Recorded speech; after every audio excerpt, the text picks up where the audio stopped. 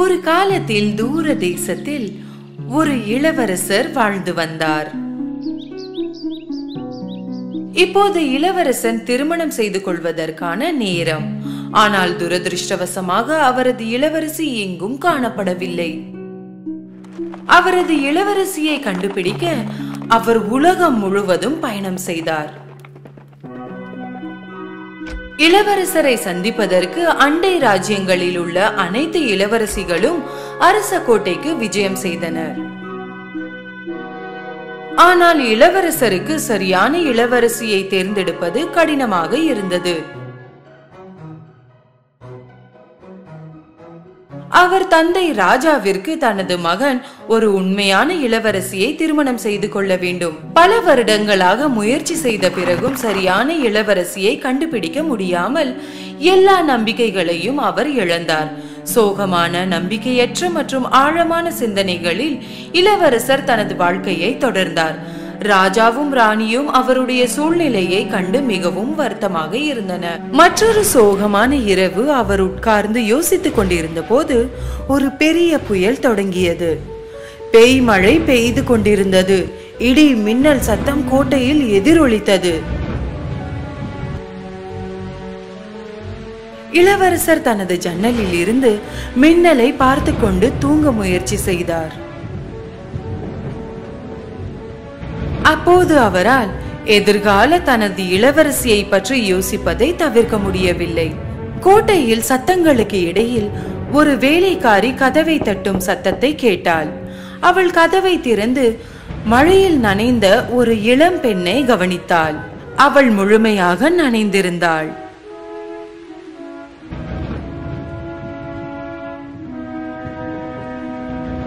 அந்த நிலையிலும் அந்த இளம் பெண் அழகாகவும் பண்புடனும் தோன்றினாள். அவள் சிரமப்பட்டு பேசினாள். என்னை உள்ளே அனுமதிக்க முடியுமா? நான் தனியாக இருக்கிறேன். காட்டில் தொலைந்து விட்டேன். அந்த வேலைக்காரி பரிதாபப்பட்டு அரசர் மற்றும் அரசியிடம் தெரிவிக்க சென்றாள். இந்த நேரத்தில் வந்திருக்கும் அவளை நாம் மறுக்க கூடாது. அவளை உள்ளே அனுமதி. உடனே அரசர் காவலாளிகளுக்கு தெரிவித்து கட்டளையிட்டார். காவலாளிகள் அந்த பெண்ணை கோட்டையில் அனுமதித்து அவளை நெருப்புக்கு முன்னால் உட்கார வைத்தனர்.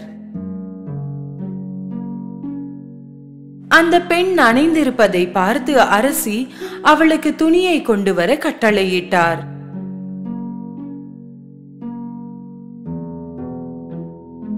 தனிமையில் அரசி அந்த பெண்ணிடம் கேட்டார். இந்த மழையில் நீ என்ன செய்து கொண்டிருக்கிறாய் என்று நான் தெரிந்து கொள்ளலாமா? நான் தூர தேசத்தின் இளவரசி. எங்கள் கோட்டையை எதிரிகள் தாக்கியுள்ளார்கள். அதனால் என்னை காப்பாற்ற என் தந்தை மற்றும் தாய் என்னை 2 சிப்பாய்களுடன் ரகசியமாக அனுப்பினார். ஆனால் இரவானதும் இந்த கடுமையான புயலில் நான் தொலைந்து விட்டேன். அதனால் இங்கு வந்தேன். அனுமதித்ததற்கு நன்றி. அரசியால் இதை நம்ப முடியவில்லை. என்றாலும் இந்த நேரத்தில் அவளை வெளியே அனுப்ப அவருக்கு விருப்பமில்லை.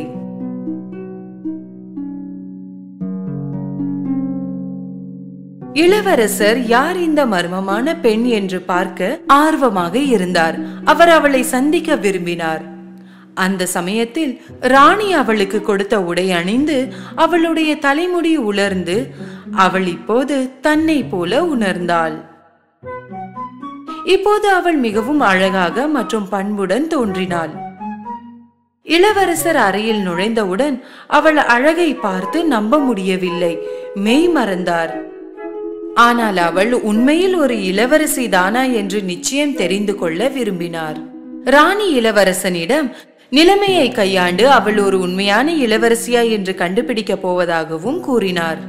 உண்மையான இளவரசியா என்று இன்று இரவு கண்டுபிடிக்கலாம். இளவரசரும் இளவரசியும் இரவு முழுவதும் பேசிக்கொண்டே இருந்தனர். இளவரசருக்கு அவளை பிடித்து போனதால் அவளை பற்றி இன்னும் அறிந்து கொள்ள நினைத்தார். அரசி விருந்தினர் அறையை இந்த பெண்ணிற்காக தயார் செய்து படுக்கையில் பட்டாணியை போட்டு அதில் 7 மெத்தைகளை வைத்தார். அந்த இளம் பெண் விசித்திரமான படுக்கையில் இரவை தூங்கி கழித்தாள்.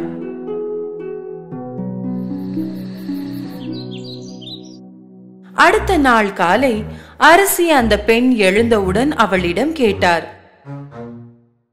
நேற்று இரவு நன்றாக உறங்கினாயா? நீங்கள் எனக்கு தங்க இடம் கொடுத்ததற்கு நன்றி. ஆனால் உறங்க சிறிது சிரமமாக இருந்தது.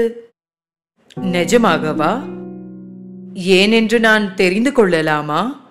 என் உடம்பு வலிக்கிறது, என் முதுகு வலிக்கிறது. ஏதோ கடினமான தரையில் படுப்பது போல் நான் உணர்ந்தேன். அரசி இந்த பதிலுக்கு தான் காத்து கொண்டு இருந்தார். 7 போர்வைகள் விரிக்கப்பட்ட கடினமான மெத்தை மேல் படுப்பதில் ஒரு இளவரசிக்கு தான் சிரமம் ஏற்படும் என்று அறிந்திருந்தார்.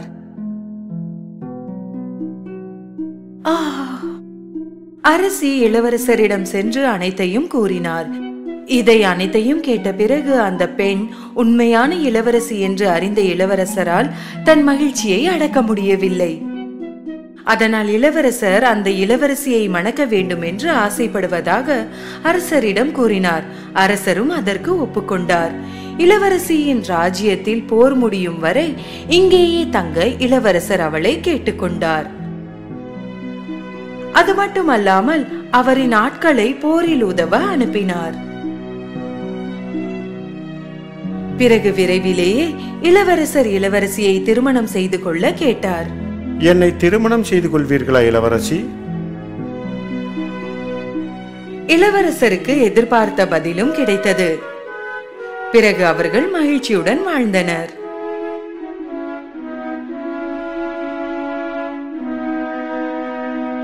அன்று இரவு இளவரசர் பட்டாணிகளை ஒரு கண்ணாடி குப்பியில் வைத்து கோட்டையில் எல்லோரும் பார்க்கும்படி ஒரு மூலையில் வைத்தார். உண்மையான காதலை நம்பிய நிறைய பேர் அதை பார்க்க வருகை தந்தனர். இந்த இளவரசர் மற்றும் இளவரசியின் கதை பல ஆண்டுகளாக சொல்லப்பட்டது.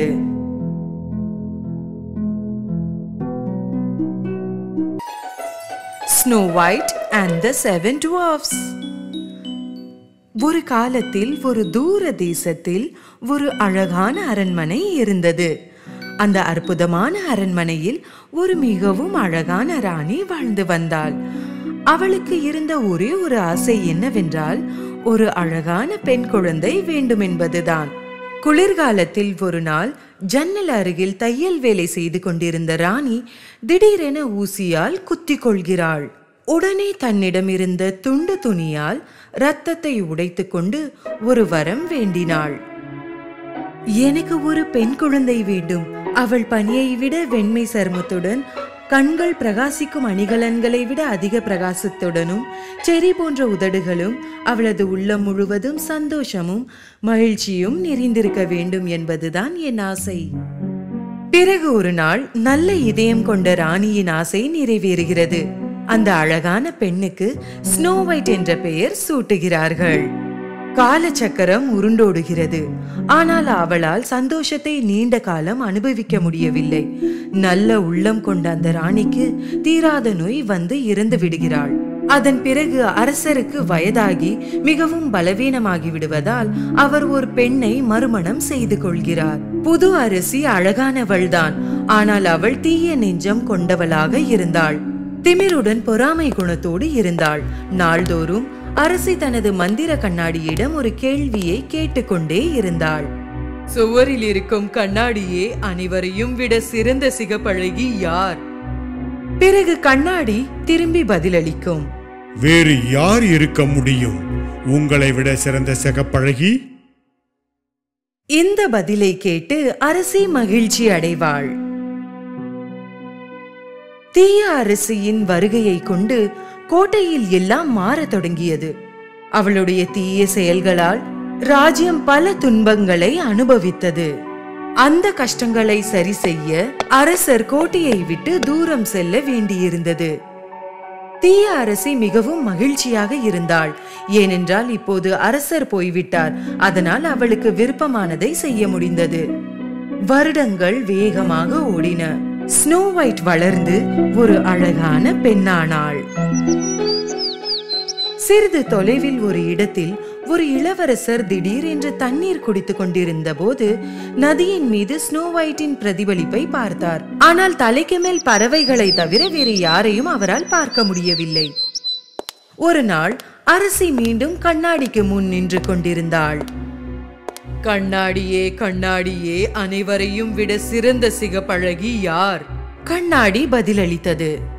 எப்படி சொல்வேன், நீங்கள் இல்லை அரசியாரே. ஸ்னோ ஒயிட் தான் மிகவும் சிறந்த சிகப்பழகி.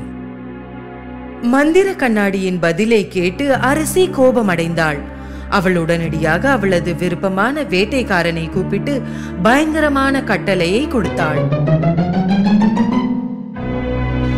நீ ஸ்னோ ஒயிட்டை வனத்திற்கு அழைத்து சென்று எனக்கு அவளின் இதயத்தை கொண்டு வந்து கொடு.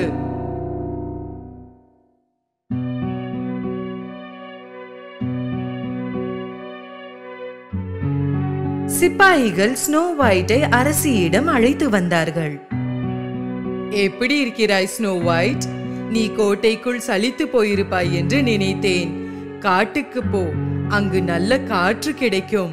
கவலைப்படாதே, என் மிகவும் நம்பகமான வேட்டைக்காரன் உன்னை அங்கே பாதுகாப்பான்.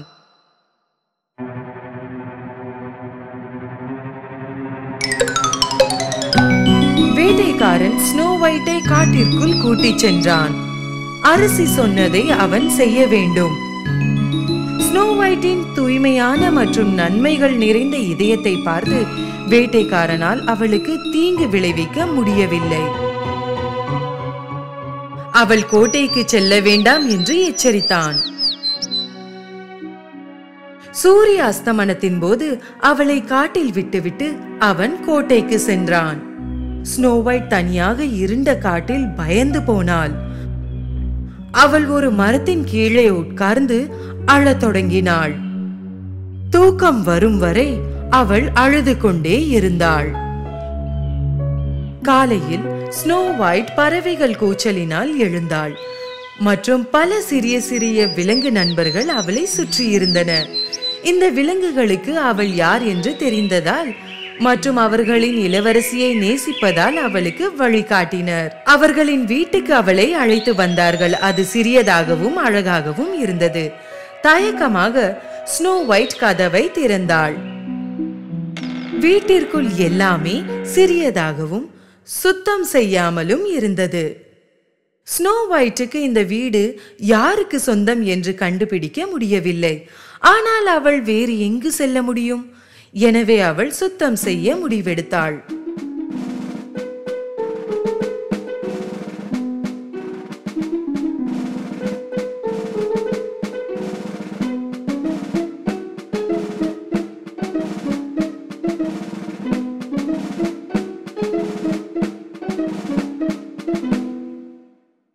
அவள் வீட்டை சுத்தம் செய்து அதை அழகாகவும் களங்கமில்லாமலும் செய்தாள்.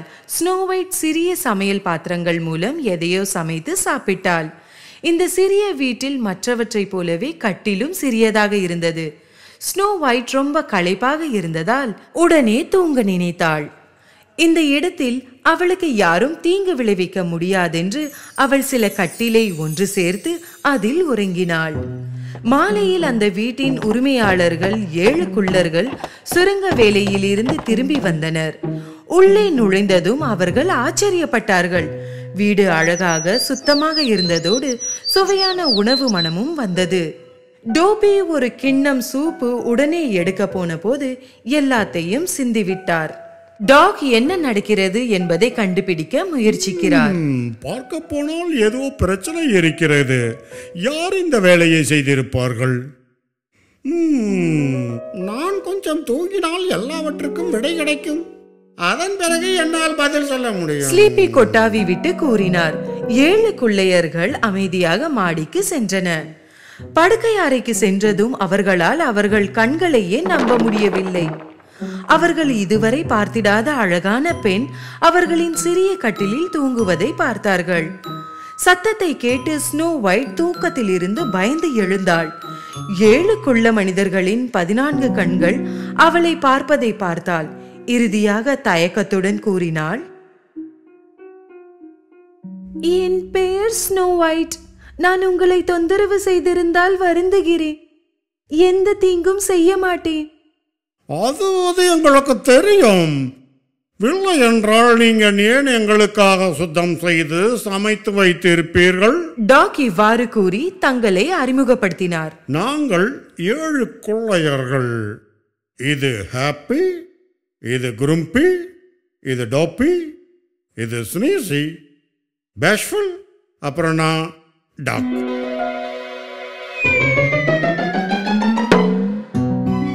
அப்புறம் ஸ்லீப்பி. என்ன தூங்க விடுங்கப்பா. ஸ்னோ ஒயிட்டுடன் இப்போது இன்னும் 7 அட்டகாசமான நண்பர்கள் இருப்பதால் மகிழ்ச்சி அடைந்தாள். என்ன நடந்தது என்பதை பற்றி ஸ்னோ ஒயிட் அவர்களுக்கு சொன்னாள். அதை கேட்டு 7 குள்ளர்கள் மிகவும் சோகமடைந்தனர். அவளை அவர்களுடன் இருக்க சொன்னார்கள். அவர்களுடன் தங்குவதற்கு ஒப்புக்கொண்டு ஸ்னோ ஒயிட் எப்போதும் அவர்களுக்கு உதவினாள். அவர்கள் மகிழ்ச்சியுடன் அமைதியாக நேரங்களை ஒன்றாக கழித்தன. ஆனால் அவர்களின் மகிழ்ச்சி நீடிக்கவில்லை.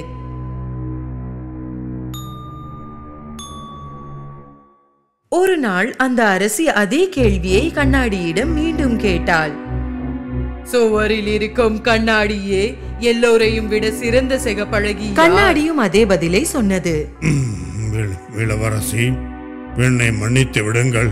மிகவும் அழகான சிகப்பழகி ஸ்னோ ஒயிட் தான் அரசியாரே. ஆனால் அவள் ஏற்கனவே இறந்துவிட்டாள் என்று அரசி நினைத்ததால் வேட்டைக்காரன் மான் இதயத்தை கொண்டு வந்தான் என்று அரசிக்கு தெரியாது. அரசி அந்த வேட்டைக்காரனை நம்பியது தவறு என்று இந்த வேலையை தானே முடிக்க முடிவு செய்தாள். ஸ்னோ ஒயிட் ஒவ்வொரு குள்ள மனிதர்களின் கன்னத்தில் முத்தமிட்டு அவர்களை வேலைக்கு அனுப்பினாள். டாக் தன்னுடைய எச்சரிக்கையை எப்பொழுதும் போல் திரும்பி திரும்பி சொன்னார். நமது விதிகளை மறந்து விடாதே.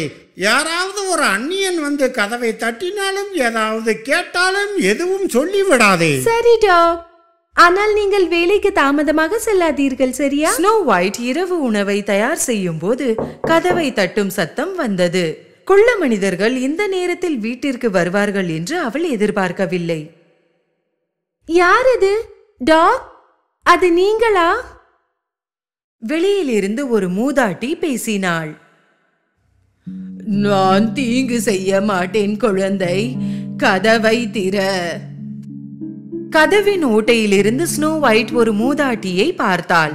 மூதாட்டியால் எந்த தீங்கும் விளைவிக்க முடியாது என்று நினைத்து அவள் கதவை திறந்தாள். என் அன்பான அழகான பெண்ணே, நான் ஒரு ஏழையான பாட்டி. நீ எனக்கு ஒரு கிண்ணம் சூப்பு கொடுத்தால் எப்போதும் நன்றியுடன் இருப்பேன். ஸ்னோ ஒயிட் மூதாட்டியை உள்ளே அழைத்து அவளுக்கு சூடான சூப்பை கொடுத்தாள்.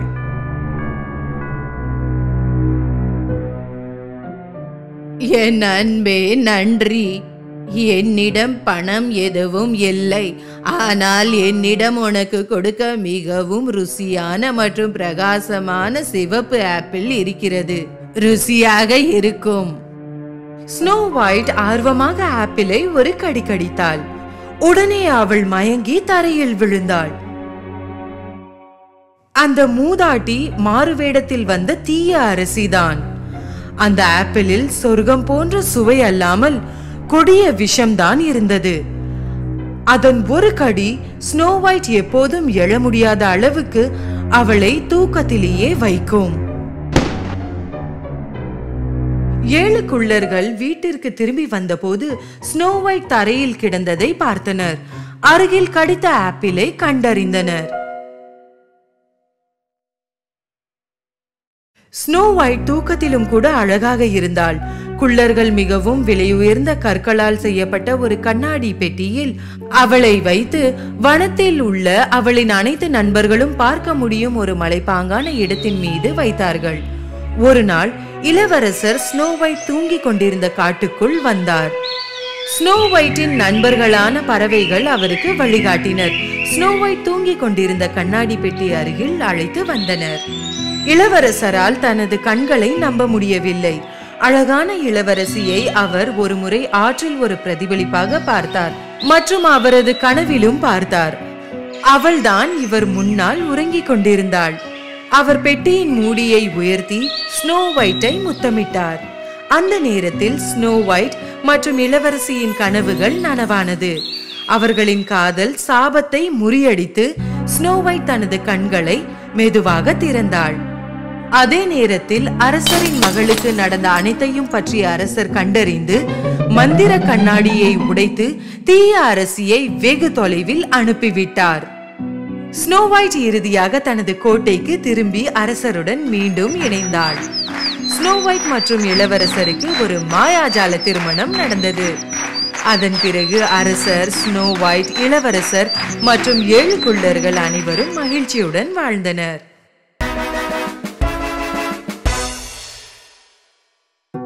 ஒரு காலத்தில் 12 அழகான மகள்களை கொண்ட ஒரு அரசர் வாழ்ந்தார். இந்த 12 இளவரசிகளும் ஒரு பெரிய அழகான அறையில் ஒன்றாக வாழ்ந்தனர். மன்னர் தனது மகள்களை ஆழ்ந்த மனதோடு பாதுகாத்தார். மேலும் அவர்கள் இரவு நேரங்களில் படுக்கைக்கு சென்ற போது அவர் அவர்களை வெளியே செல்ல அனுமதிக்க மாட்டார். ஆனால் ஒவ்வொரு காலையிலும் அவர்கள் மிகவும் விசித்திரமான நிகழ்வோடு எழுவார்கள். இளவரசிகளின் காலணிகள் அனைத்தும் இரவு முழுவதும் நடனமாடியது போல் தேய்ந்து இருக்கும். அரசர் தனது மகள்களுக்கு தினமும் புதிய காலணிகளை வாங்குவார். ஆனால் அடுத்த நாள் காலணிகள் மீண்டும் தேய்ந்துவிடும். அரசரோ அல்லது கோட்டையில் இருந்த அவரது ஆட்களோ எவராலும் காலணிகளின் மர்மத்தை தீர்க்க முடியவில்லை. இது எவ்வாறு சாத்தியமாகும்? ஒரே இரவில் இந்த காலணிகள் இவ்வாறு தேய்ந்து போவது எவ்வாறு?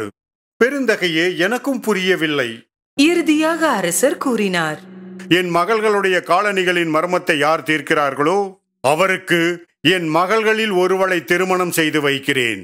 அவர்தான் எனது மருமகனாவார். என் மரணத்திற்கு பிறகு அவரே என் நாட்டின் அரசராவார். ஆனால் அவருக்கு கொடுக்கும் நேரம் 3 பகல்களும் 3 இரவுகளும் தான். முடியவில்லை என்றால் அவருக்கு ஆயுள் தண்டனை கொடுக்கப்படும். ராஜ்யத்தில் பல இளைஞர்களும் மற்ற ராஜ்யங்களை சேர்ந்த இளவரசர்களும் கூட வேலைக்காக கோட்டைக்கு வந்தார்கள். பல நாட்களாக அவர்கள் 12 இளவரசிகளின் படுக்கை அறையின் கதவை காவல் காத்து கொண்டிருந்தார்கள். ஆனால் சிறிது நேரம் கழித்து அவர்களில் எவராலும் மர்மத்தை தீர்க்க முடியவில்லை மற்றும் இரவில் காலணிகள் தொடர்ந்து தேய்ந்தன. இறுதியாக ஒரு நல்ல இதயமுள்ள இளைஞனும் மர்மத்தை அறிய விரும்பினான். அதனால் அவன் கோட்டைக்கு சென்றான். ஆனால் செல்லும் வழியில் மிகவும் ஏழ்மையான தோற்றமுடைய வயதான மூதாட்டியை சந்தித்தான். அன்பான குழந்தையே, மிகவும் பசியாக இருக்கிறது, ஏதாவது சாப்பிட கொடுப்பாயா? அந்த இளைஞன் தனது பையில் வைத்திருந்த எல்லா உணவையும் வயதான பாட்டியிடம் கொடுத்தான். முன்பு இங்கிருந்து சென்ற ஆண்கள் எதையும் கொடுக்காததால் அவள் மிகவும் மகிழ்ச்சியாக இருந்தாள். இவன் மற்றவர்களை விட வித்தியாசமானவன் என்று இந்த வயதான பாட்டி புரிந்து கொண்டாள். எனவே பதிலுக்கு அவள் அவனுக்கு ஒரு மாய உடையை கொடுத்தாள். இந்த மாய உடையை வாங்கிக்கொள். இதை அணிந்தால் நீ கண்ணுக்கு தெரிய மாட்டாய். இரவு 12 மணி ஆனதும் இதை மேலே உடுத்தி கொண்டு கண்ணுக்கு தெரியாமல் இளவரசிகளின் அறைக்குள் சென்று நீ காலணிகளின் மர்மத்தை தீர்த்துவிடு. ஆனால் எச்சரிக்கையாக இரு. இளவரசிகள் உனக்கு கொடுப்பதை நீ குடிக்க கூடாது. அவர்கள் மோசமான இளவரசிகள். அந்த இளைஞன் மாய உடையை எடுத்துக்கொண்டு கோட்டைக்குள் சென்றான். மேலும் அவன் காலணிகளின் மர்மத்தை தீர்க்க அங்கே வந்து இருப்பதாக கூறினான். முதல் நாள் அவன் இளவரசிகளின் கதவுக்கு முன் காவலில் இருந்தபோது எலுமிச்சை பழசாறுடன் மூத்த இளவரசி வெளியே வந்தாள். உங்களுக்கு தாகமாக இருக்கும். நாங்கள் உங்களுக்காக சில எலுமிச்சை பழச்சாறு தயார் செய்துள்ளோம், அருந்துங்கள். அந்த இளைஞன் அந்த மூதாட்டியின் எச்சரிக்கையை மறந்து குடித்து விட்டான். பிறகு அவன் ஆழ்ந்த தூக்கத்தில் விழுந்தான். அவர்கள் அவனுக்காக தயார் செய்திருந்த அறையில் இரவு முழுவதும் குரட்டை விட்டு தூங்கினான்.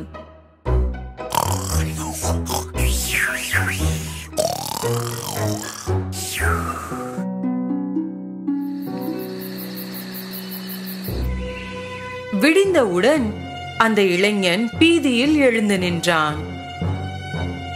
நான் மாய ஆடை அணிந்து இளவரசியின் அறைக்கு செல்ல வேண்டியிருந்ததே. இரண்டாவது இரவில் அந்த இளைஞன் மீண்டும் இளவரசிகளின் அறைக்கு முன்னால் காவலில் நின்றான். இந்த முறை மற்றொரு இளவரசி கையில் பழச்சாறுடன் வெளியே வந்தாள். இளைஞன் இரவு நேரத்திற்காக காத்து கொண்டிருந்ததால் தாகமாக இருந்தான்.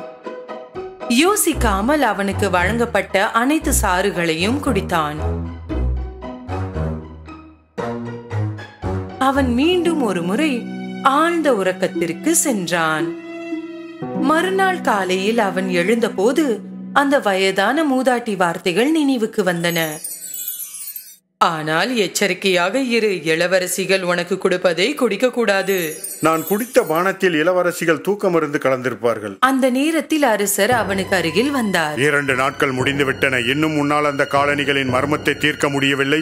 என்றும் முன்னால் தீர்க்க முடியவில்லை என்றால் உன் வாழ்நாள் முழுவதும் சிறையில் கழிக்க வேண்டியதுதான். அரசர் தனது பேச்சை முடித்துவிட்டு சென்று விட்டார். இந்த மர்மத்தை அந்த இளைஞன் இன்று தீர்க்க வேண்டியிருந்தது. அன்று இரவு கடைசியாக அந்த இளைஞன் இளவரசிகளின் கதவின் முன் காவலில் நின்றான். இந்த முறை இளைய இளவரசி கையில் ஆரஞ்சு பழச்சாறு கொண்டு வெளியே வந்தாள். ஆனால் இந்த இளைஞன் இப்போது அறிந்திருந்தான். அவன் அதை வாங்கிக் கொண்டு இளவரசிக்கு நன்றி சொன்னான். இளவரசி சென்ற பிறகு ஆரஞ்சு சாற்றை அருகில் இருந்த ஒரு பூத்தொட்டியில் ஊற்றினான். இந்த முறை அவன் தூங்காமல் நின்று கொண்டிருந்தான். இரவு வந்தது. விரைவில் நள்ளிரவானது. அந்த இளைஞன் மாய ஆடையை உடுத்தி கண்ணுக்கு தெரியாதவனாக மாறினான். மெதுவாக அவன் கதவை திறந்தான். அப்போது அவன் பார்த்ததை அவனால் நம்ப முடியவில்லை. இளவரசிகள் அனைவரும் தங்களின் மிக அழகான ஆடைகள் அணிந்து தலைமுடி அலங்காரம் செய்து அவர்களின் புதிய காலணிகளை அணிந்திருந்தார்கள். வாசலில் இருந்த இளைஞன் தூங்கிவிட்டானா என்று பார்ப்போம். இளவரசி ஒருவள் கதவை திறந்து வெளியே பார்த்தாள். மேலும் மற்றொரு இளவரசி தன் காதை சுவரில் வைத்தாள். அந்த நேரத்தில் அந்த இளைஞனுக்கு சில குரட்டை சத்தங்கள் செய்ய வேண்டும் என்று தெரியும்.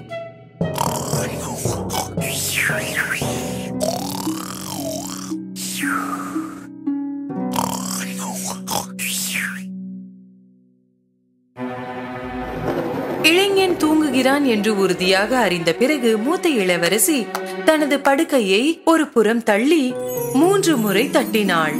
படுக்கையின் இடத்தில் ஒரு ரகசிய பாதை திறக்கப்பட்டது. அந்த இளைஞனால் அதை நம்ப முடியவில்லை.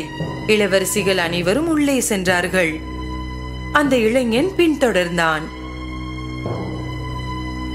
ரகசிய பாதையில் படிக்கட்டுகள் இருந்தன. அதில் 100கணக்கான படிகள் கீழே சென்று கொண்டிருந்தது. இறங்கும் போது அந்த இளைஞன் தற்செயலாக ஒரு இளவரசியின் பாவாடையை மிதித்து விட்டான். யாரோ என் பாவாடையில் கால் வைத்தார்கள். என்ன முட்டாள்தனம்! அது நீயாதான் இருப்பாய்.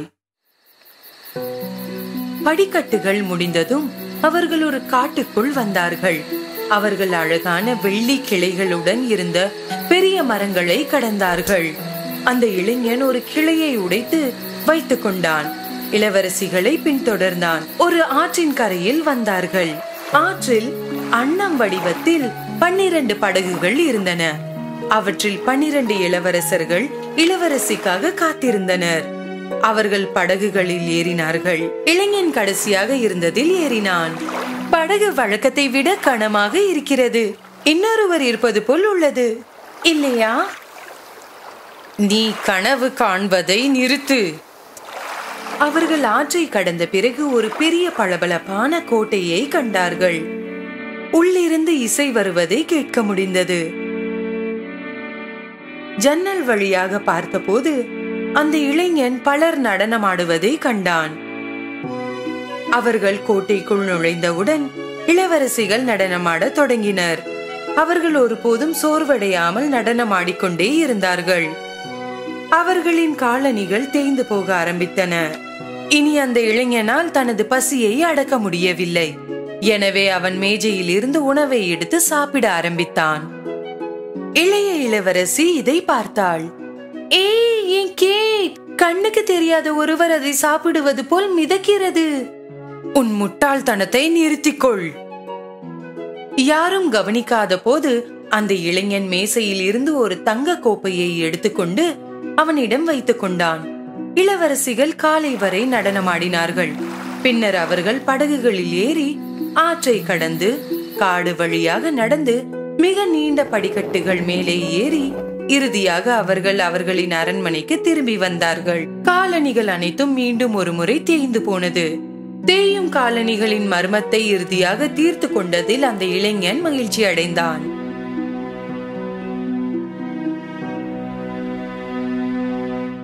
சிறிது நேரம் கழித்து அரசர் அந்த இளைஞனிடம் வந்தார். உனக்கு கொடுத்த கெடு முடிந்து விட்டது. இன்னும் முன்னால் ரகசியத்தை கண்டுபிடிக்க முடியவில்லை. கண்டுபிடித்து விட்டேன் அரசே. அதன் பிறகு அவன் எல்லாவற்றையும் அவரிடம் சொன்னான். அரசர் முதலில் அவனை நம்பவில்லை. ஆனால் அந்த இளைஞன் காட்டில் இருந்து வெள்ளி கிளைகளையும் பளபளப்பான கோட்டையிலிருந்து தங்க கோப்பையையும் அவருக்கு காட்டிய போது அவன் உண்மையை சொல்கிறான் என்று அறிந்தார். எனவே அவர் தனது வாக்குறுதியை கடைபிடித்து எந்த இளவரசியையும் திருமணம் செய்து கொள்வதற்கான உரிமையை வழங்கினார். அந்த இளைஞன் இளையவளை திருமணம் செய்து கொள்ள விரும்புவதாக கூறினான். நடனமாடும் 12 இளவரசிகள் மகிழ்ச்சியாக இல்லை. ஏனெனில் அவர்களது ரகசியம் வெளியே வந்துவிட்டது. அந்த இளைஞனும் இளைய இளவரசியும் திருமணம் செய்து கொண்டு மகிழ்ச்சியுடன் வாழ்ந்தனர். அவர்களுக்கு குழந்தைகள் இல்லை. ஆனால் அவர்கள் உண்மையில் ஒரு பெண் குழந்தையை பெற விரும்பினர். கொஞ்ச நாட்களுக்கு பிறகு அந்த இளம் பெண் மாசமாக இருந்தாள். ஒரு நாள் அவள் ஜன்னலுக்கு வெளியே பார்த்து கொண்டிருந்த போது அருகில் ஒரு அழகான இலைக்கோசு தோட்டத்தை கண்டாள். அப்போது அவள் அந்த இலைக்கோசை சாப்பிட வேண்டும் என்று விரும்பினாள். எனக்கு அந்த இலைக்கோசை சாப்பிட வேண்டும். அந்த பெண்மணி தனது பசியை இழந்து இடையையும் இழந்தாள். ஒரு நாள் இறுதியாக அவள் கணவர் அவளுக்காக மிகவும் கவலைப்பட்டார். அவர் தனது மனைவியிடம் ஒரு கொத்து இலைக்கோசை கொண்டு வருவதாக உறுதியளித்தார். கவலைப்படாதே அன்பே, நான் உனக்கு லெட்டூஸ் எடுத்து வருகிறேன். ஆனால் இது மிகவும் ஆபத்தானது என்று உங்களுக்கு தெரியும். பக்கத்து வீடு வலிமையான ஒரு சூனியக்காரிக்கு சொந்தமானது. தோட்டம் பெரிய சுவர்களால் சூழப்பட்டது. யாருக்கும் நுழைய துணிவில்லை. கணவர் தனது பலத்தை சேகரித்து சுவரில் ஏறினார். தோட்டத்திற்குள் நுழைந்து ஒரு சில இலைக்கோசை எடுத்தார்.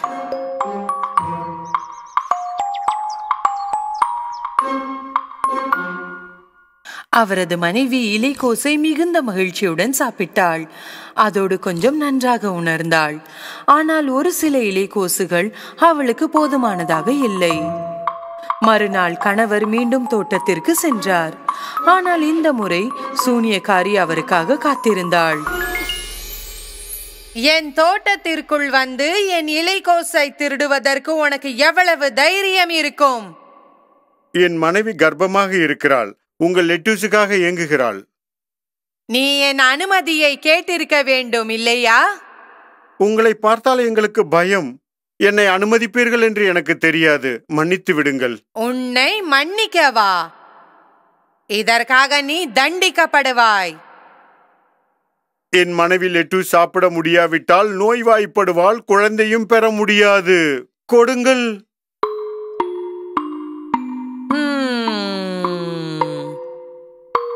அப்படியானால் ஒரு ஒப்பந்தம் செய்யலாமா? உனக்கு எவ்வளவு இலைக்கோசு வேண்டுமானாலும் எடுத்துக்கொள். ஆனால் ஒரே ஒரு நிபந்தனை. உன் குழந்தை பிறந்தவுடன் அதை நீ எனக்கு கொடுக்க வேண்டும், சரியா? பயத்தால் அந்த கணவர் உடனடியாக ஒப்பந்தத்தை ஏற்றுக்கொண்டார். சில மாதங்களுக்கு பிறகு குழந்தை பிறந்தது. விரைவில் சூனியக்காரி வந்து குழந்தையை அழைத்துச் சென்றாள். அவள் குழந்தைக்கு ராபன்சல் என்று பெயரிட்டாள். ஏனெனில் குழந்தையின் தாயார் விரும்பிய இலைக்கோஸ் வகைக்கு ராபன்சல் என்று பெயர். சூனியக்காரி அந்த பெண்ணை மிகவும் கவனித்துக் கொண்டாள். ராபன்சல் 16 வயதை எட்டிய போது மிகவும் அழகான இளம் பெண்ணாக ஆனாள். சூனியக்காரி அவளை காட்டின் நடுவில் ஒரு உயரமான கோபுரத்தில் வைத்தாள். ஆனால் இந்த கோபுரத்திற்கு ஒரு படிக்கட்டு கூட இல்லை. மிக மேலே ஒரு சிறிய ஜன்னல் மட்டுமே இருந்தது. சூனியக்காரி அழகான பெண்ணின் பொன்னிற முடியை வெட்டவில்லை. அவள் அவளை பார்க்க வந்தாள். கீழிருந்து அவளை அழைத்து கத்துவாள்.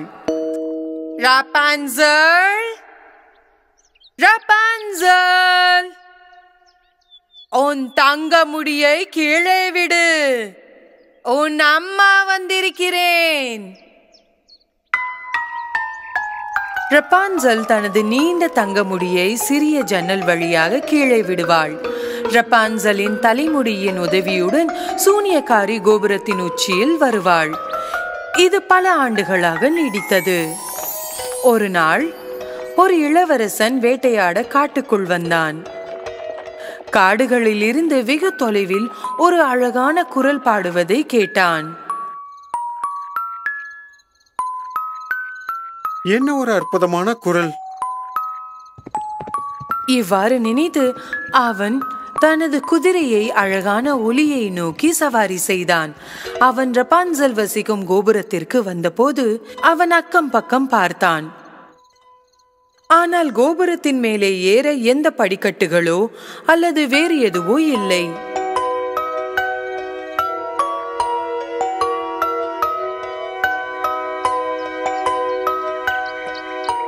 குரலின் அழகை கண்டு மயங்கிய இளவரசன் தினமும் கோபுரத்திற்கு வந்தான். ஆனால் எப்படி மேலே ஏற முடியும் என்று கண்டுபிடிக்க முடியவில்லை. ஒரு இரவு மீண்டும் கோபுரத்தை நெருங்கிக் கொண்டிருந்த போது சூனியக்காரி கீழே கத்துவதை கவனித்தான். ராபன்சல், ராபன்சல், உன் தங்க முடியை கீழே விடு, உன் அம்மா வந்திருக்கிறேன்.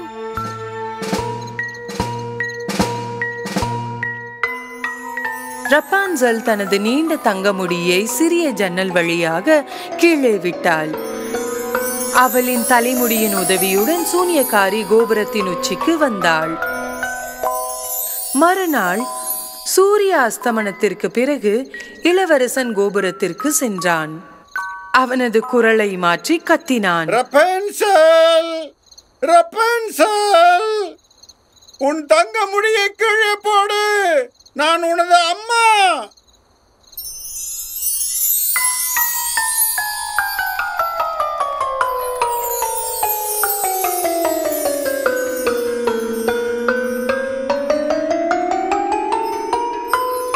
வாழ்க்கையில் முதல் முறையாக தனது தாயை தவிர வேறு ஒருவரை பார்த்தபோது ரப்பான்சல் கொஞ்சம் பயந்தாள். நீ என் அம்மா இல்லை, ஏன் இங்கு வந்திருக்கிறாய்? நீங்கள் பயப்பட வேண்டியதில்லை. நீங்கள் பாடுவதை நான் கேட்டேன். உங்கள் குரல் எனக்கு மிகவும் பிடித்திருந்தது. அந்த குரல் யாருடையது என்று பார்க்க வந்தேன். ரப்பான்சல் இளவரசன் சொன்னதை விரும்பினாள். இப்போது பயப்படவில்லை. சிறிது காலம் எல்லாம் சீராக நடந்தது. சூனியக்காரி எதையும் அடையாளம் காணவில்லை. இறுதியாக ஒரு நாள் இளவரசன் ரப்பான்சலை திருமணம் செய்து கொள்ளும்படி கேட்டான். என்னை திருமணம் செய்து கொள்வீர்களா? இந்த அழகான இளவரசனின் விருப்பத்தை ரப்பான்சல் மகிழ்ச்சியுடன் ஏற்றுக்கொண்டாள். ஆனால் இந்த கோபுரத்தில் இருந்து கீழே இறங்க ரப்பான்சலுக்கு எந்த வழியும் இல்லை.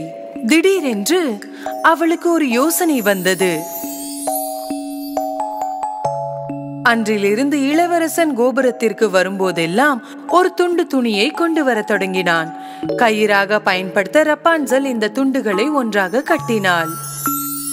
ஆனால் ஒரு நாள் ரப்பான்சல் ஒரு பெரிய தவறு செய்து விட்டாள். தற்செயலாக அவள் வாயிலிருந்து ஒன்றை நழுவ விட்டாள். அம்மா, இளவரசர் உங்களை விட வேகமாக ஏறுவார். எந்த இளவரசன்? எந்த இளவரசன்? அப்போது சூனியக்காரி ஏதோ ஒரு விஷயம் இருப்பதை உணர்ந்து கத்த ஆரம்பித்தாள். நீ எப்படி என்னை ஏமாற்ற முடியும்? நான் உலகின் தீமைகளில் இருந்து உன்னை பாதுகாக்க முயற்சித்துக் கொண்டு இருந்தேன். அவளது கோபத்தை அடக்க முடியாமல் சூனியக்காரி திடீரென ரப்பான்சலின் அழகிய தங்க முடியை வெட்டினாள்.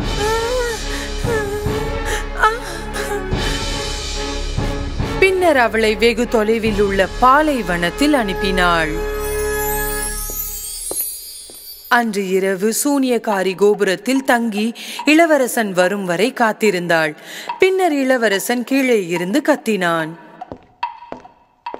ரப்பான்சல், ரப்பான்சல், உங்கள் தங்க முடியை கீழே விடுங்கள், நான் தான் இளவரசன்.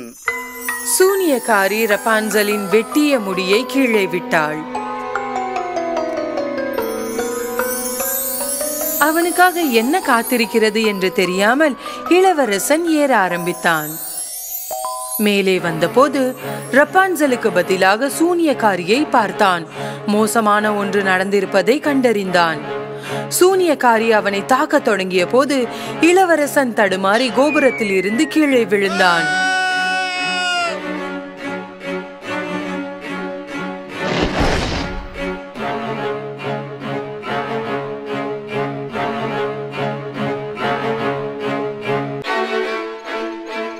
கீழே இருந்த புதர்களால் அவன் உயிருடன் இருக்க முடிந்தது.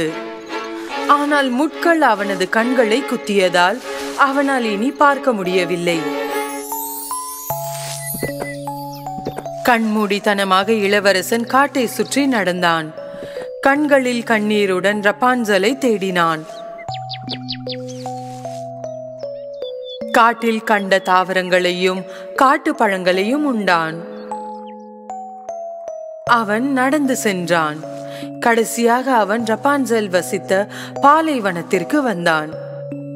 திடீரென்று எதிர்பாராத ஒன்று நடந்தது.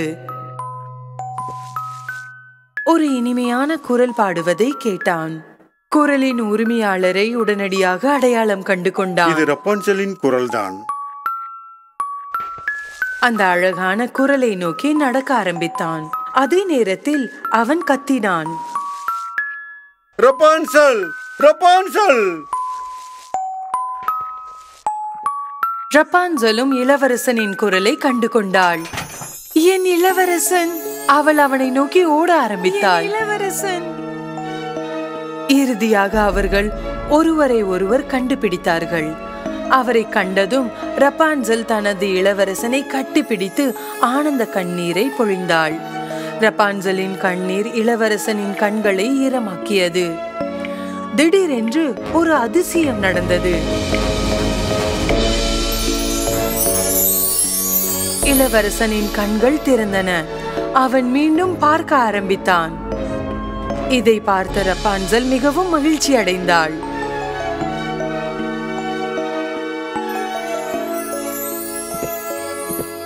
அவர்கள் ஒன்றாக இளவரசரின் ராஜ்யத்திற்கு சென்றார்கள்.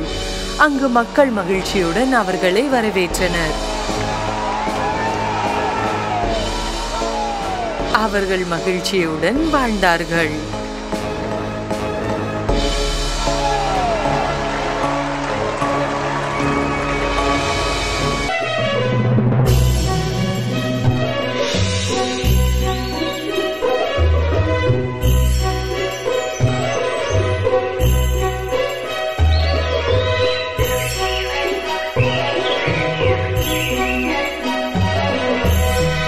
பணியின் அரசி. ஒரு முறை ஒரு தொலைதூர இடத்தில் பக்கத்து வீடுகளில் 2 சிறந்த நண்பர்கள் வாழ்ந்து வந்தனர். அவர்களின் பெயர்கள் கே மற்றும் கிரெடா.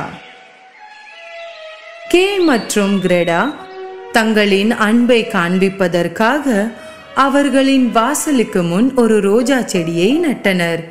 ரோஜாக்களும் அவர்களுடன் ஒன்றாக வளரப்போகின்றன. பனிக்காலம் வந்தவுடன் பனி எல்லா இடத்திலும் இருந்தது. குளிர்ந்த குளிர்கால இரவுகளில் கே மற்றும் கிரெடாவின் மிக பெரிய பொழுதுபோக்கு கிரெடாவின் பாட்டியிடம் கதைகளை கேட்பதுதான். பாட்டி, பனி குளிர் எங்கிருந்து வருகிறது? கிரெடா கேட்டாள். தொலைதூரத்தில் இருந்து வருகிறது என்று கூறி பாட்டி கதையை சொல்ல தொடங்கினாள். ஐஸ் மற்றும் பனியினால் மூடப்பட்ட ஒரு ராஜ்யம் இருந்தது. பனியின் அரசி தனியாக வாழ்ந்ததால் அது அவளது சொந்த சக்தியின் மூலம் உருவாக்கப்பட்டது. பனியின் அரசி மிகவும் அழகாகவும் தூய்மையாகவும் இருந்தாள். ஆனால் தீய குணம் கொண்டவள் மற்றும் ஏராளமான அதிசயங்கள் அந்த மாயா மற்றும் ஜில்லென்று இருக்கும் ஐஸ் கோட்டையில் மறைக்கப்பட்டுள்ளன. அதில் ஒன்றுதான் ஐஸ் கண்ணாடி. பனி அரசி தன் தீய கண்களால் உலகில் நிகழ்ந்த அனைத்தையும் ஐஸ் கண்ணாடி வழியாக பார்த்தாள். அந்த நேரத்தில் கிரெடா ஜன்னல் வழியாக தங்களை பார்க்கும் பனி அரசியை பார்த்தாள். கே பாட்டி, பனி அரசி நம்மை ஜன்னல் வழியாக பார்க்கிறது, பாருங்கள். சும்மாரு, பனியில மாட்டிக்கிட்ட பூனையா இருக்கும். பாட்டி, பனி அரசி உண்மையில் இங்கு வர முடியுமா? அவங்க வரட்டும், நான் அவளை சீக்கிரமா புகைப்பைக்கில தூக்கி போட்டுறேன். அவ உருகி நீர் அரசி ஆயிடுவா. ஐஸ் கண்ணாடி வழியாக பார்க்கும்போது கே என்ன சொன்னான் என்று பனி அரசி கேட்டாள். எனவே நீ என்னை புகைப்போக்கிக்குள் எரிந்துவிட்டு நீர் அரசியாக்க போகிறாயா?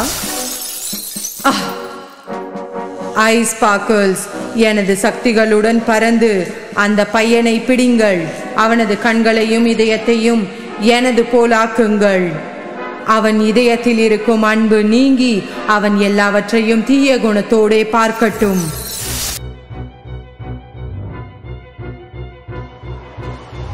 அவளது ஐஸ் பாக்கல்ஸுக்கு பனி அரசி உத்தரவிட்டாள். கிரெடாவின் வீட்டின் முன்புறத்தில் ஒரு பனி புயல் வீச தொடங்கியது. ஐஸ் பாக்கல்ஸ் வேகமாக கிரெடாவின் வீட்டை நோக்கி வந்தது. என்ன நடக்கிறது என்று பார்க்க ஆர்வமாக கே ஜன்னலை திறந்தான். கிரெடா கத்தினாள், கே நில்லு. என் கண்ணை ஏதோ குத்திருச்சு, மோசமா வலிக்குது. இதயம். அப்போது ஐஸ் பாக்கல்ஸ் பனி அரசியின் கட்டளையை நிறைவேற்றியது. அவன் கண்கள் மற்றும் இதயம் தாக்கப்பட்டு அவன் வேறொரு நபராக மாறினான். பிறகு கிரெடா என்ன நடந்தது என்று கேயிடம் கேட்டாள். ஆனால் கே அவளை திட்டி அனுப்பிவிட்டான். ஒன்னும் இல்ல, நல்லதா இருக்கு, என்ன தொந்தரவு கொடுக்காத. இது விசித்திரமாக இருந்தது. கே இது போன்று கிரெடாவுடன் எப்போதும் முரட்டுத்தனமாக நடந்தது இல்லை. அவன் ஏன் திடீரென்று இப்படி பேசத் தொடங்கினான் என்பதை அவள் புரிந்து கொள்ள முடியவில்லை. கேயின் இதே நடத்தை அடுத்த காலையும் தொடர்ந்தது. தோட்டத்தின் வெளியில் தனது ஸ்லேயை கே எடுக்கும் போது எங்கே போகிறான் என்று கிரெடா அவனிடம் கேட்டாள். அவன் மீண்டும் திட்டினான். தனது ஸ்லேயில் குதித்து சென்று விட்டான். கிரெடா அவனுக்கு பின்னால் ஓடினாள். ஆனால் அவனை பிடிக்க முடியவில்லை. திடீரென்று அந்த பனி அரசி தோன்றினாள். கே அவளை பின்தொடர தொடங்கினான். கிரெடா திகைத்து போனாள். மேலும் எதுவும் செய்ய முடியாமல் அவர்கள் அங்கிருந்து மறைவதை பார்த்து நின்றாள். பனி அரசி அவனை தன் ஐஸ் கோட்டைக்கு அழைத்து சென்றாள். கிரெடா தனது ஜன்னல் அருகே உட்கார்ந்து கே திரும்பி வர காத்திருந்தாள். நாட்கள் மற்றும் மாதங்கள் கடந்து விட்டன. குளிர்காலம் முடிந்து விட்டது. ஆனால் கே வரவில்லை. காத்திருக்க முடியாமல் கிரெடா ஒன்றை தீர்மானிக்கிறாள். அவளுடைய பாட்டி கொடுத்த கண்ணாடியை மட்டும் எடுத்துக்கொண்டாள். தனது அன்பான நண்பர் கேவை தேட தொடங்கினாள்.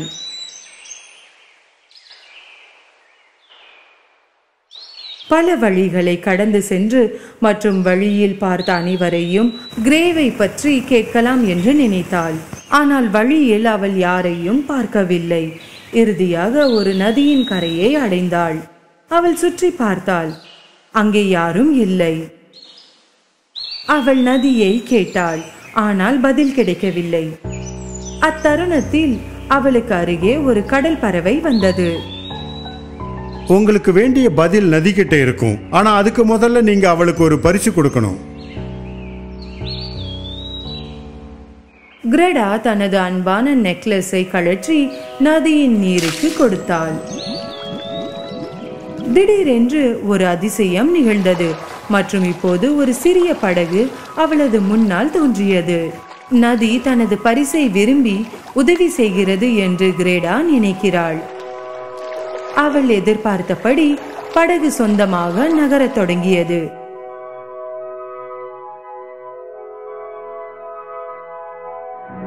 படகு மற்றொரு கரைக்கு சென்றது. இங்கே வானவில்லின் அனைத்து வண்ணங்களுடன் ஒரு ரகசிய பூக்கள் தோட்டம் இருந்தன. கிரேடா தனது வாழ்க்கையில் இது போன்ற அழகான தோட்டத்தை கண்டதே இல்லை. ஆனால் ஒன்று வித்தியாசமாக இருந்தது. இந்த மலர்களில் நறுமணம் இல்லை. தோட்டத்தின் மறுபுறத்தில் இருந்து அவள் ஒரு பெண் அணுகுவதை பார்த்தாள். அவள்தான் தோட்டத்தின் உரிமையாளர். அழகான பெண்ணை வரவேற்கிறேன். அவள் ஒரு பெரிய புன்னகையுடன் கிரேடாவை வாழ்த்தினாள். அவள் தோட்டத்தில் உள்ள பூக்களை முகர முடியும் என்று திடீரென்று உணர்ந்தாள். அனுமதியின்றி உங்கள் தோட்டத்திற்குள் வந்ததற்கு வருந்துகிறேன். பரவாயில்லை அன்பே, வா, இங்கே வா. நீ இங்கே வந்ததற்கு நான் மகிழ்ச்சி அடைகிறேன். என் தோட்டத்திற்கு நீண்ட காலமாக யாரும் வரவில்லை. இங்கு எதற்கு தனியாக வந்தாய்? கிரேடா தனது நீண்ட கால நண்பனை தேடிக்கொண்டிருப்பதாக மலர் பெண்ணிடம் சொன்னாள். அவனை பார்த்தாளா என்று கேட்டாள். ஆனால் அந்த பெண் நீண்ட காலத்திற்கு பிறகு பார்த்த ஒரே நபர் கிரேடா தான். உண்மையாகவா? அப்படி என்றால் நான் செல்கிறேன். கேவை நான் சீக்கிரம் தேட வேண்டும். அவள் செல்வதை விரும்பாததால் மலர் பெண் ஒரு பொய்யை சொன்னாள். நீ கே என்று சொன்னாயா? நான் யோசிக்கிறேன். நான் அவனை இங்கே பார்த்திருக்கிறேன். பிறகு கிரேடா எல்லாவற்றையும் சொன்னாள். மலர் பெண் பனி அரசி பெயரை கேட்டபோது மிகவும் கவலை அடைந்தாள். பனி அரசியா? ஓ, இங்கே இருந்து அவள் தூரமாக இருக்கட்டும். குளிர்ச்சியானவள். அவளால் தான் என் பூக்களுக்கு நறுமணம் இல்லை. திடீரென்று அந்த மலர் பெண்ணுக்கு கிரேடாவின் தலைமுடியை சீவ ஆசை வந்தது. கிரேடாவுக்கு ஏன் என்று புரியவில்லை. ஆனால் மலர் பெண் வற்புறுத்தினாள். கிரேடாவுக்கு அது உண்மையில் ஒரு மாய சீப்பு என்று தெரியாது. மாய சீப்பினால் கிரேடா எல்லாவற்றையும் மறந்துவிட்டாள். அவள் மகிழ்ச்சியாக இருந்தாள். அந்த மலர் பெண் தீயவள் அல்ல. அவள் அதை விளையாட்டுத்தனமாக செய்தாள். கிரேடா தனது தூக்கத்தில் இருந்து எழுந்தபோது அவளுக்கு எதுவும் நினைவில்லை. அவள் ஏன் அங்கு இருந்தாள் மற்றும் எப்படி வந்தாள் என்பதும் நினைவில்லை. ஆனால் அவள் அந்த பெண்ணின் தொப்பியில் ரோஜாக்களை பார்த்ததும் அவளுக்கு எல்லாம் நினைவிற்கு வர தொடங்கியது. உண்மையான அன்பின் சக்தியை எந்த மாயமும் வெல்ல முடியாது. கிரேடா தூக்க தோட்டத்தில் எவ்வளவு காலம் தூங்கினாள் என்பது தெரியாது. ஆனால் அவளுடைய நினைவுகள் எல்லாம் திரும்ப வந்தது. அவள் உடனடியாக கடற்கரைக்கு திரும்பினாள். படகு அங்கேயே இருந்தது. ஆனால் எந்த வழியில் செல்ல வேண்டும் அல்லது என்ன செய்ய வேண்டும் என்று அவள் அறிந்திருக்கவில்லை. அந்த நேரத்தில் ஒரு காகம் அவள் தலைக்கு மேலே பறந்தது. அது எதையோ சொல்ல முயற்சித்தது. எனவே கிரேடா படகில் அதை பின்தொடர தொடங்கினாள். அவள் நீண்ட நேரம் காகத்தை பின்தொடர்ந்தாள். அவர்கள் ஐஸ் கடலை அடைந்தார்கள். இந்த இடத்தின் நடுவில் கடலில் சிக்கிய ஒரு கடல் கொள்ளைக்காரர்களின் கப்பல் இருந்தது. காகம் பறந்து சென்று அதில் இறங்கியது. கிரேடா தனது படகில் பின்தொடர்ந்து அந்த கப்பலுக்கு சென்றாள். இப்படிதான் நான் பனியரசி கோட்டைக்கு போக முடியுமா இந்த கப்பல் மூலம்? அப்போது கப்பல் தளத்தில் கொள்ளை கூட்டம் வந்தது. கொள்ளை கூட்டத்தில் இருந்து ஒரு பெண் கிரேடாவை நோக்கி வந்தாள். நாங்கள் செல்லும் இடத்திற்கு நீயும் செல்வாய். நீ தொலைந்து விட்டாய். ஆமாம். அதே நேரத்தில் ஐஸ் கோட்டையில் பனி அரசி கே தனது கடந்த காலங்கள் எல்லாவற்றையும் மறந்துவிட முயற்சிக்கிறாள். ஒரு அளவு வெற்றி பெற்றாள். ஆனால் அவள் என்ன செய்தாலும் கிரேடா கேயின் நினைவிலேயே இருந்தாள். கிரேடா, கிரேடா, விரைவில் உன் இதயம் பனிக்கட்டியாகிவிடும். அதற்கு பிறகு நீ அவளை நினைவில் கொள்ள மாட்டாய். பனி அரசியின் கோட்டையில் அடைக்கப்பட்ட அவளது நண்பரை பற்றி அறிந்து கொண்டதும் அவனை பற்றி மறந்துவிட அந்த கப்பலில் இருந்த பெண் கிரேடாவிடம் சொன்னாள். ஏனெனில் அவனை அடைய எந்த வழியும் இல்லை. நான் மறக்க மாட்டேன். அவன் என் சிறந்த நண்பன். அவனை கண்டுபிடிப்பேன். கிரேடாவின் நிலைப்பாட்டை கொள்ளைக்கார பெண் உண்மையில் புரிந்து கொள்ள முடியாது. கிரேடா அங்கேயே இருந்து அவளுடைய சிநேகிதியாக அவள் விரும்பினாள். ஆனால் கிரேடா அவளுடைய நண்பனை கண்டுபிடிக்க தீர்மானமாக இருந்தாள். கேவை மீட்க நான் எல்லாம் செய்வேன். எந்த நண்பர்களும் இல்லாததால் கொள்ளை கூட்ட பெண் கிரேடாவின் சுபாவத்தை பார்த்து அவளுக்கு உதவ முடிவு செய்தாள். அடுத்த நாள் விடிந்ததும் அந்த பெண் கிரேடாவிற்காக ஒரு கலைமானை கொண்டு வந்து கொடுத்தாள். இது முழு ஐஸ் ராஜ்யத்தின் மிக விரைவான மிருகம் மற்றும் அது கிரேடாவிற்கு வழியை காட்டப் போகிறது.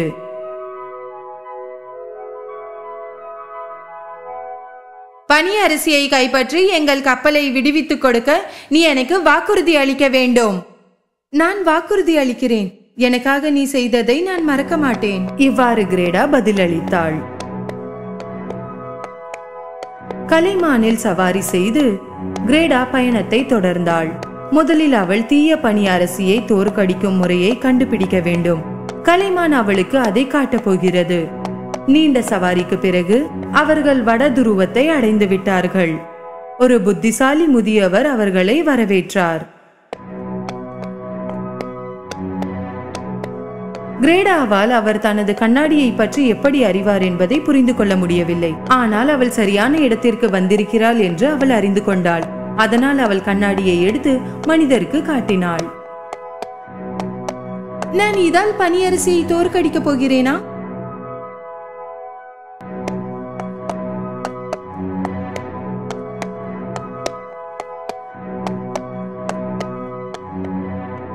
உண்மையான அன்பை விட வலிமையானது எதுவும் இல்லை. நம் அனைவரின் உள்ளிருக்கும் உண்மையான வலிமை அன்புதான். பனி அரசி யார் என்று கிரேடா தெரிந்து கொண்டாள். உண்மை வெளிவந்ததால் அவளை தோற்கடிக்க முடியும். கடந்த காலத்தில் பனிப்பெண் அன்பு நிறைந்த ஒரு நல்ல பெண்மணி. அவள் எங்கு தொட்டாலும் பூக்கள் பூத்து குலுங்கின. அவளது புன்னகைத்த கண்கள் சூரியனை விட மிகவும் பிரகாசமாக பிரகாசித்தன. அவள் ஒரு தனித்துவமான மகிழ்ச்சியான பெண். அவள் பெயர் லீலா.